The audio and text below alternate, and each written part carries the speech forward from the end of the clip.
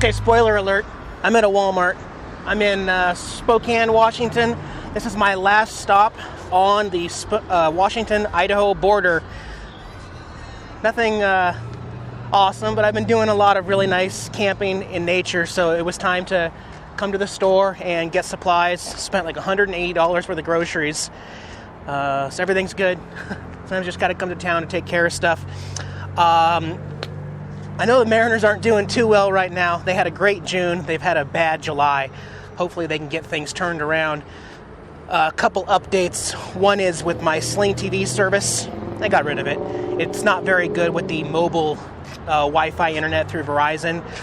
You get about 1 minute of high definition and then followed by about 20 seconds of the most blurry crud that you can't even view. It's just impossible to even enjoy. So I've gotten rid of it. It's not worth $20 a month, but I am keeping Netflix because I like the service and I think it's definitely worth $10. What I'm going to do to follow the Mariners on the road is I have to wait till I get to eastern Montana, and then I will be out of the Seattle Mariners and Seattle Seahawks market, and then I will be able to watch live games after paying for them. So I'm going to buy a subscription through MLB to watch the second half of the season, and then I'm going to buy a Seahawks package so that I can watch them all as well. And we'll be doing that this September, October-ish when that happens. So that's my plan for that. All right, heading on out of Walmart, leaving Washington State. Could be a year or longer before I get back here. It's totally fine.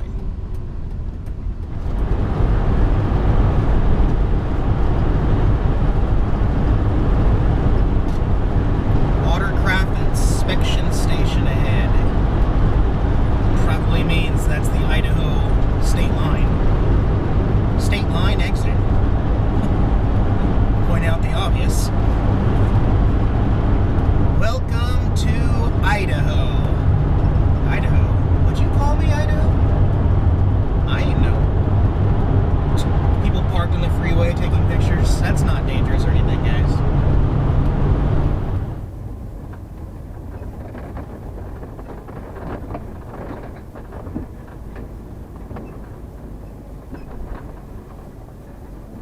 You have no idea how excited I was to see gas under $2.80 here as I got into this Exxon. It's $1.35 for gas. And one really cool thing, this is a great way to welcome Washingtonians over into Idaho. See where that truck and camper is right over there at this gas station? There's a free RV dump station. Pretty cool. Pretty cool. Kind of nice. I'm feeling good. I'm probably going to be really happy when I start seeing gas under $2 again when we get down south, because she's a thirsty pig here. Oh, Yoda.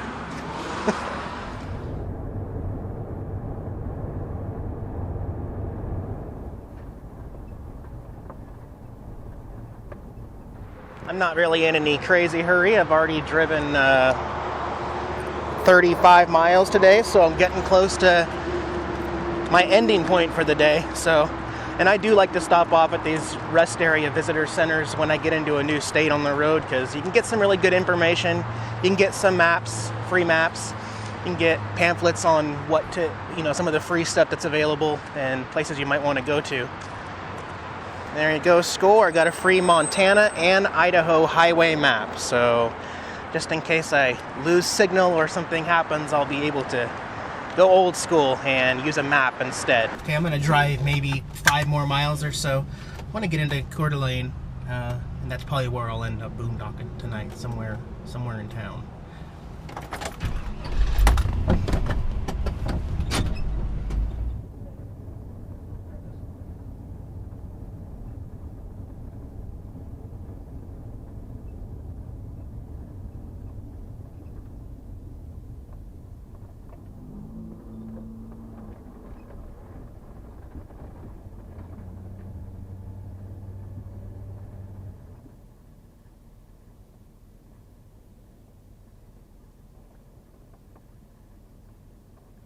Now, I have a lot of confidence driving Class C RVs, especially these 24 to 26 footers. I came into this McDonald's parking lot right here, and look where I'm parked. See how my butt hangs way over the edge, but I fit in the stall perfectly. You just got to look for like wires and stuff like that, or other poles and stuff like that, but I basically fit into a normal parking spot in a full-size RV, which is pretty cool. Now, you know what Idaho is kind of well known for? Well, potatoes. That's right. So, I'm going to enjoy some Idaho potatoes, try out a couple, go in and get some McDonald's French fries, and then go over to Burger King and see which Idaho potatoes I like better. Okay, here's where we're at with PotatoGate 2016. First of all, actually, I was serious. I just want to make that clear. I'm not going to name any names. I'm obviously here in Coeur d'Alene, Idaho, and I asked the person at Burger King a serious question. I said, I would just like to know, are your fries made from Idaho potatoes? He chuckled a little bit, and he said, I don't know. Do you want me to go find out? I said, yes, I would really appreciate that if you have time right now. And there was nobody behind me, so he went, got my food. My stuff came out, and the manager said, let's see, I'm just saying the manager. She said that the fries and potatoes could come from multiple sources, and this particular restaurant does not ever know which state they're coming from, because they're coming from a processing plant and put onto a truck that, and they don't, basically they're not sure, but she informed me that they are quality control tested, and they're always going to be the highest standard possible, whatever that means. McDonald's was a little different. So McDonald's told me that they have local farmers all around the country and all throughout the world. What they try to do most times, although she didn't confirm this, but she said that most of the time they are from local farmers. So most likely, that's how she said, quote, most likely your fries, your potatoes here at this particular restaurant are grown here by local farmers. They both taste like normal McDonald's and Burger King fries. My preference is Burger King. I also got some chicken nuggets too. I know a lot of people probably thought I was joking when I said I wanted to have some local Idaho potato French fries, but I'm serious. I mean, French fries, they're not French fries, they're potato fries.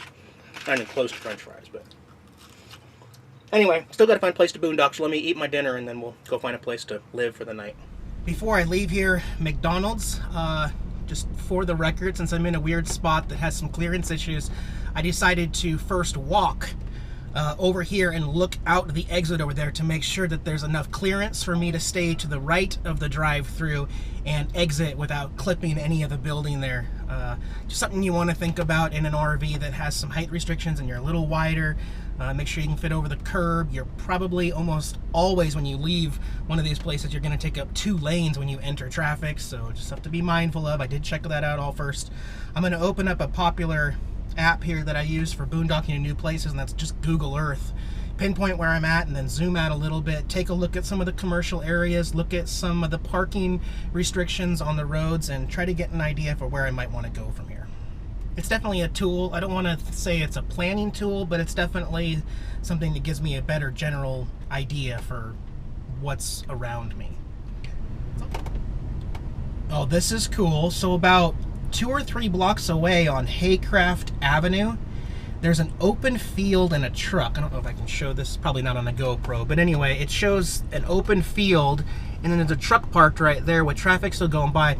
The reason why this is cool to me is because my side door, when I'm parked right there, I wouldn't be in front of a business at all. It's a vacant field with a building on the way opposite. So that's where I'm gonna head to. Haycraft Avenue and North Government Way on the corner. That's my destination. All right, let's make this happen. Ready to go, Jax? Just gonna stay wide off to the right as much as possible. Now, if one of these parking spots off to the right here had a big long truck, I wouldn't be able to fit through.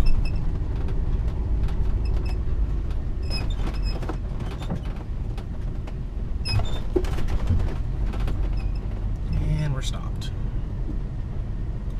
So when I approach this intersection right here, even though I'm turning right, There's no reason to not hug way over to the left for two reasons. One, so I can get better clearance and not go into that second lane as much. And two, it helps this bump that I'm going over right now. I'm going over a steep angle right now over it. So it helps impact some of the possibilities of bottoming out. Tire-rama. Never heard of one of those before. It must be an Idaho thing. Tire-o-rama. Oh, cool. There's a FedEx right here as well. I've been putting together some new tabs and chords for music that I need to get off of my MacBook, printed onto paper, so that they can go into my folder, and then I can start singing and strumming to some newer songs on the guitar. I haven't played that for a couple weeks. So here's Government Way. Well, the only thing is I'm going to be facing the wrong way when I turn onto the street. I'll just have to make a U-turn. So I'm going to be parking right here off to the left. AutoZone is over there, so let me flip one here. Well, I wouldn't want to flip a U-turn in a big 30 or 40 footer, but Class C, it works.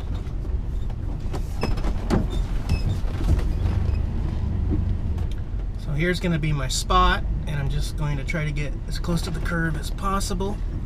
Not that I'm blocking the road or anything. We're in a commercial area, and if I really wanted to, I could go onto the city of Coeur d'Alene, Idaho's main page and look up their parking restrictions and make sure that there's no restrictions on RV length, height, parking hours over the night in commercial areas as well. But yeah, this is where we'll stay. Get back to here in a little bit. Meow. Meow. Oh, that's a workout picking up my kitty. Yeah, it is.